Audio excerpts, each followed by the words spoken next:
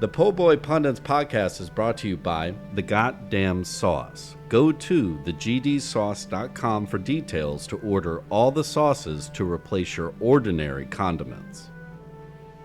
Pulpery Media presents Po' Boy Pundits with your hosts, Brock and Ben. This is where we discuss the political headlines that grab our attention and all those little jerks that infuriate us. Let's start with Donald Trump. Donald J. Trump. Because he fucking sucks the air, the oxygen out of everything he goes near. He really does. And if it's not him, his minions are doing it for him. Yeah. So where to start? I mean, we get to talk about Epstein, which clearly isn't going away. No. It seems to be gaining more and more traction. Right. And then they moved Ghislaine to like some resort in Texas. Yeah. You know who else is in that resort? Like a Real Housewife of Atlanta. Well, and the and then Cernos. Yeah, chick. yeah. Elizabeth. Yeah, her. Yeah. I'd like to kick her in the throat. Yeah. Wait, you and a bunch of other people. Wow. So yeah, she's there. So they all probably have like a knitting class. I heard one of them does like yoga. They got like therapy dogs there. Right. Yeah. Exactly. So. That's prison. Yeah, I mean. You tell me you're going to put me up, you're going to feed me 3 times a day, and I can basically do what I want, play video games, hang out. Like, unfortunately, that's the way this works. Put me in jail. At this stage, so, but. So, and you know, there's no telling. I'm surprised Trump hasn't pardoned what's-her-face, Elizabeth, whatever her name is. Oh, Elizabeth Holmes. Yeah, that's it. Yeah, and then has her in line to be the next HHS secretary. Right. Yep. She can do that. Or he'll just make up something for her. Yeah. You know, because she robbed a bunch of investors. So you never know. Good at that. I mean, they might find something on Dr. Oz, and then she can move into that position. I don't think that at this point, but anything short of a dead body, I don't think any of these people will go anywhere. Like, we're protecting pedophiles at this point, so. Well, I mean, they put Lawrence Taylor on the to the kids' wellness thing that Triple H is heading up. And even LT's like, why am I here? Youth, what they call it, youth. It's like physical education for the youth. But there is a man who is accused or is pled guilty. Who?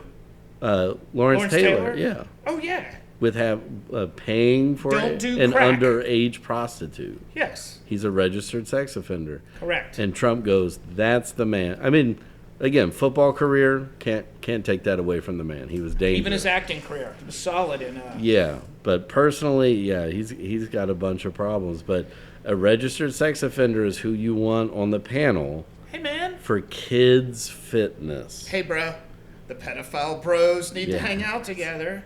You got to get them all on the same team. I bet there were a few priests who were angry. Right. I coach gym class.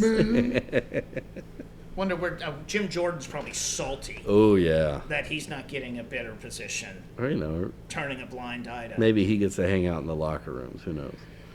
Turning a fucking blind eye. It's just crazy that we just rattled off a half a dozen names that have all like legitimately.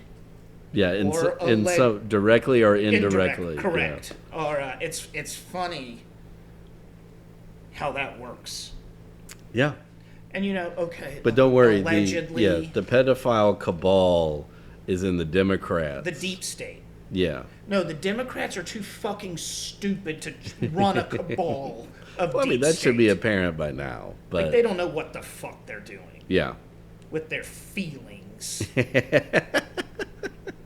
Because that's what it is. Like, bruh, fuck your feelings and do something about this. Well, and that's, I mean, yeah, might as well jump into that now. I mean, I think what got the ball rolling on that was President Obama going, y'all got to buck up. Like, yeah, nobody wanted to do anything until Obama came out there and was like, well, bro, let's do something. And then, I mean, you do have... Cory Booker, who's amazing. Well, I mean, and I'll probably reference it several times, but in Mark Maron's new special, I mean, he does make a good point in that liberals, like, took the feelings too far.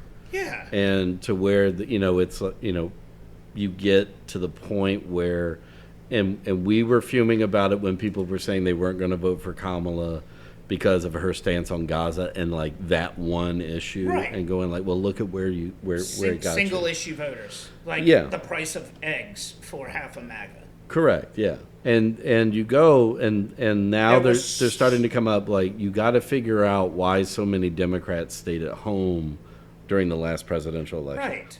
Because fuck your feelings, that's why. Yeah. Put it this way: that third who stayed home were the people who were literally just indifferent. Like, I don't care about LGBTQ rights necessarily, but I'm not voting for this racist piece of shit. Are the same people who decided that? And I don't want to discredit the man because I mean, if he were more viable, I would have voted for him. But when the people voted for Nader. Yeah. Being like, is the lesser of two evils. Like, well, one of those evils, that one because you decided to give a percentage of the vote to that man. Correct. Got us involved in two wars, one that lasted over 20 years. Yep. So, mission accomplished on that one. Good job. Good job, buddy. Yeah. Lesser of two evils, huh? Right. Which is, and again, some of those that was the Hillary Clinton argument at the first one. And that's what a lot of the far left were saying in Kamala versus Trump. It's like, I'll just stay home because that's the lesser of two evils. Right. Like, you all have lost your fucking minds. And it's like, I hope that all you have to do is turn on the news now to see where this is going, and that where we're getting to is states. So now his minions, he's activating his minions on the state level, right? To states' rights, and this is literally rigging the next election. Correct. So that you're effectively cutting out unless the Supreme Court any comes Democrat in and says all of those maps don't matter. And that's the one thing as you were talking about it, I kept thinking about where like even with the Louisiana, the map that they drew. After the last census, even the Supreme Court was like, Right. Like this Supreme Court that we have right now going like, that's way too blatantly racist. One of the Carolinas, too? Yeah. They threw out the map that they were trying to use. I think, was it North Carolina? Like the Carolinas are the same. I don't know. That's it. Right? Yeah. They have one hockey team apparently, right? And no baseball teams. But yeah. One of them tried to get it through before their new state house came in. So exactly, because they were trying to get. Maybe that was North Carolina. Who was the guy who? And I think Texas just had to. I mean, they had to redo their current one because the last one was. I mean, so bad. Yeah. And so they're going to try it again, like knowing that these people are going to take it to the court. Texas, their AG is another shady. Like Ken Paxton. Oh, my God. He is terrible. I can't believe they acquitted that motherfucker. Well, I mean... Of everything. And then he was like, cool, I'm just going to go back over here and do this job. But apparently he said it was okay. Well, I mean, that's the scary part with some of these states in which they're so Republican dominated. Right. Like, I mean, I hear it, every family vacation, which blows my mind. In that, in Missouri, where it's a direct democracy state, so like they put everything on the ballot for the people to vote on. And that's popular vote wins. Just end of story. Yeah, it's in the state constitution, and several things like the people voted to allow the right to abortion. Right. They voted to expand Medicare and Medicaid, and the last two governors have been like, no, that's not what y'all want, and then they don't enact it. See, that's crazy. That and like that is straight up. Yeah, their state Supreme Court is mainly Republican, so anytime somebody takes it to the state courts, it gets shut down. They can't kick that up to the Supreme? Or because that's a state issue? It would have, somebody would have to make the argument. I think they're working on it, but that's a very tricky. That's what I'm saying. Like, how do you bypass a state Supreme Court? Like, what?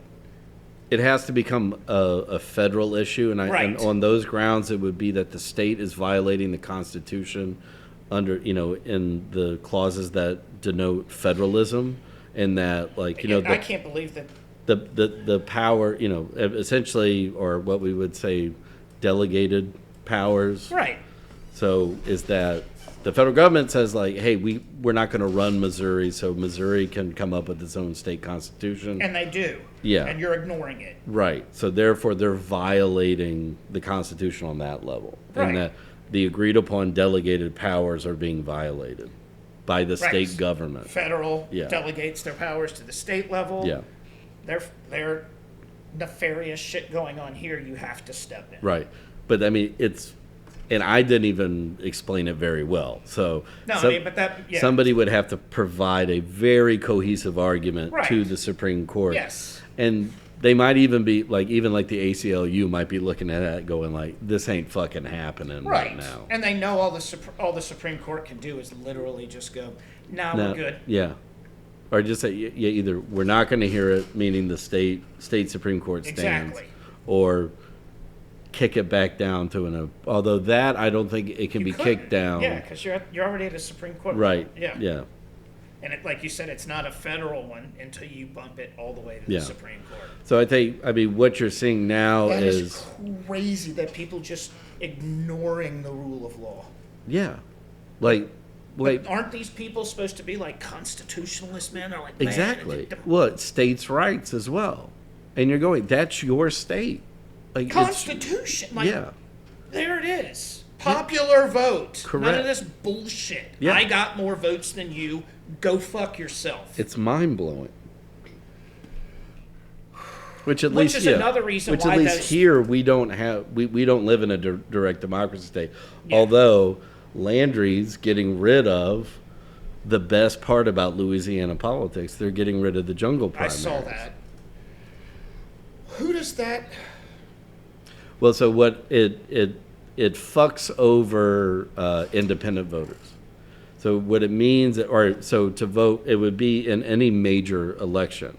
But first off, what that would do is it would narrow the candidates down. Right, and that couldn't be a bad thing because a lot of Democratic candidates on the local level, right, cannibalize each other's votes. Correct. Yeah. Yeah, which we're about to see in the mayoral election. Exactly. But when is that? November with everybody else? yeah, we'll do the first round in October, probably. Okay.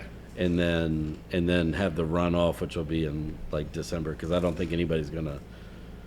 I mean, unless Moreno pulls off a miracle and gets 50%, but that is likely because, like you said, the other guys are just going to eat off of each other. Exactly. But the idea is that in order to vote at any primary, you have to be registered with either the Republican or Democrat Party. So if you're a registered independent or you're registered non-party, you won't be able to vote in the primary. Now you'll be able to vote in the general, right?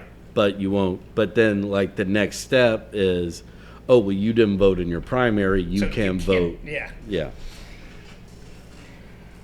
Why is? Which again, I get it. Who else is that target? Like, if a high school, mainly the cities, right? Like the cities where people kind of stay away until it's the runoff election, right?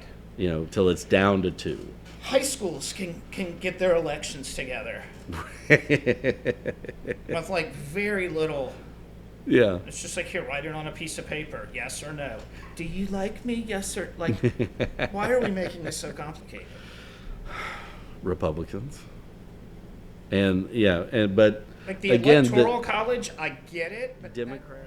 The following segment has been brought to you by the Goddamn Sauce. Go to thegdsauce.com for details to order all the sauces to replace your ordinary condiments. The Po' Boy Podcast is a production of Pulpery Media, produced and edited by Ben Grimion, marketing by Brock Ryder, graphic design by Beck Ryder and Ben Grimion, music by the Heisenberg Compensators.